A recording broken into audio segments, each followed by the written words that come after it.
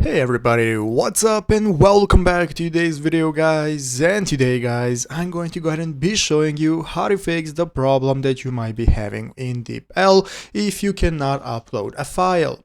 This is a very simple thing to do, so make sure that you watch this quick and easy video till the very end, follow my steps correctly so you can make sure this works the same for you and you can do this yourself.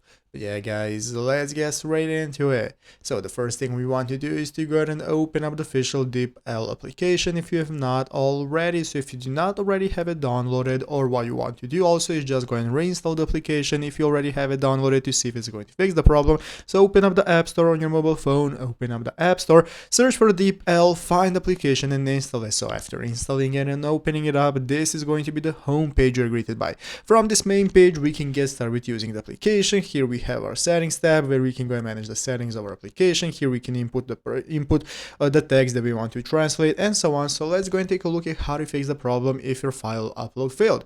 So basically guys, there are some immediate troubleshooting steps such as retrying the translation. So you can temporary server errors can be resolved by clicking try again. So if you have an error that you think might be just up to the server, go ahead and try to translate something again and see if it's going to go and work now. So after trying that, if it still isn't working, what you want to do is check file limits. Ensure your file does not exceed 10 megabytes or 30 megabytes for other formats. 10 megabytes is the max limit for PDF. So what you want to do is make sure that this is working and the file does not exceed that limit. You can also try to change the file format and restart the application to see if it fixes it. If it still isn't working, what you want to do is troubleshoot the bug. So you want to go ahead and contact customer support. As you can see right here, you have the help center in the settings that you want to open up. Contact them, explain what the problem is, and they're going to guide you through step by step on how to fix it. So I hope this video was helpful. If it was, make sure to leave a like, subscribe to the channel. Thanks for watching, take care and bye.